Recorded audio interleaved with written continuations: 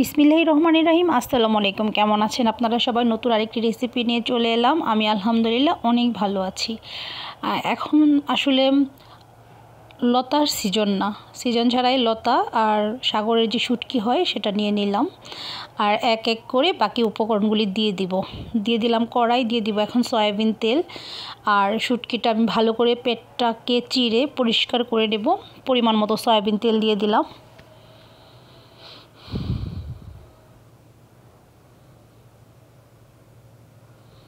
দিয়ে দেবো রসুন কুচি,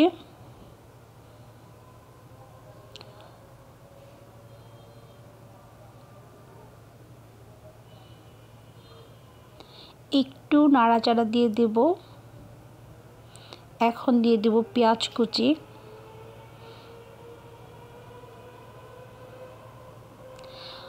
দিয়ে দেব কাঁচামরিচ ফালি। সব কিছু একসাথে ভালো করে ভেজে নেব যাতে কাঁচা গন্ধটা না থাকে।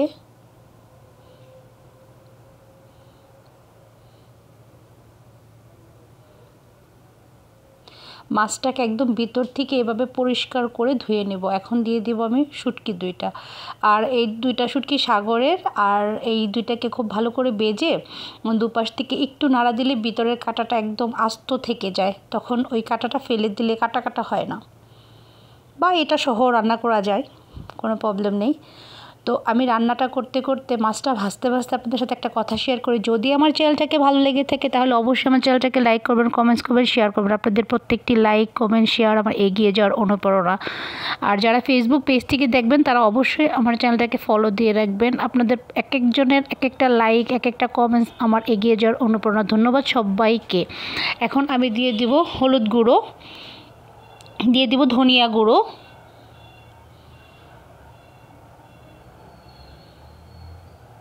আর এখানে আমি মরিচ গুঁড়োটাও দিয়ে দিয়েছিলাম। তো দিয়ে দেবো একটু পানি। পানিটা দেওয়ার মানে হচ্ছে যে মাছটা যেন খুব ভালো করে সিদ্ধ হয়ে কাঁটা থেকে ছুটে যায়। আর কাঁটা থেকে ছুটে গেলে আর হলুদ মরিচের যে একটা কাঁচা গন্ধ থাকবে সেটাও কষিয়ে নিলে গন্ধটা চলে যাবে। দিয়ে দেবো এখানে আমি পরিমাণ মতো লবণ।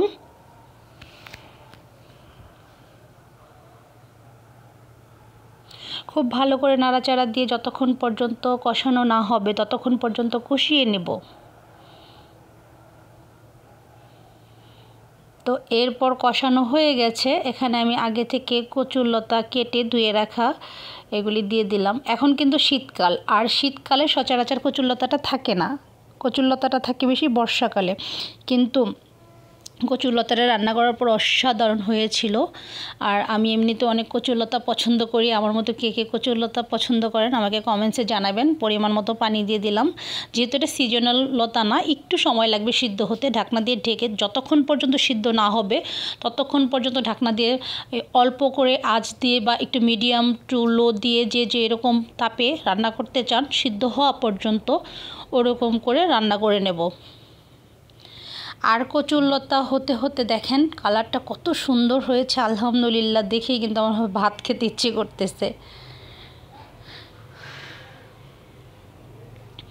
আর উপর থেকে ধনিয়া পাতা দিয়ে দেব। ধনিয়া পাতাটা এখন দিয়ে দিলে যেটা হবে, সিদ্ধ হয়ে একেবারে শুটকির যদি একটু বাজে টাইপের একটু স্মেল থাকে সেটা একদম মিশে যাবে কচুরলতা, ধনিয়া পাতা, শুটকি দিয়ে রান্না করতে করতে একদম পানিটা শুকিয়ে নিলাম। আর ঘরটা পুরো মানে মোমো করতেছিল শুটকির আর কচুরলতার ধনিয়া পাতার অ্যাডজাস্ট হয়ে যে একটা গ্রান আসছে। এই যে কাঁটাগুলি দেখেন একদম আগলা হয়ে ভেসে থাকে।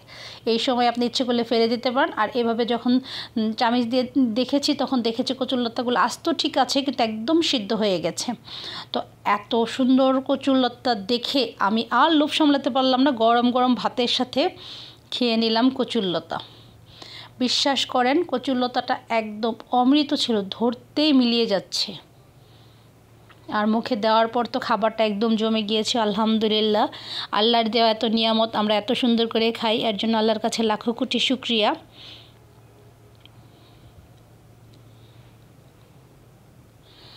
তো খেতে খেতে আরেকটা কথা বলি, আমার চ্যানেলে আরও অনেকগুলি কচুরলতার রেসিপি দেওয়া আছে, আপনারা অবশ্যই আমার চ্যানেলটা ঘুরে আসার দাওয়াত রইল। ভালো থাকবেন, সুস্থ থাকবেন, আবার যে নাগাদ কথা না হয়। বিশ্বাস করেন মুখে দিতেই গলে যাচ্ছিল শুটকি ধনিয়া পাতার একটা যে সুন্দর গ্রান, বিশ্বাস করেন এতটাই টেস্ট। আল্লাহ হাফেজ, আসসালামু আলাইকুম, ভালো থাকবেন সবাই।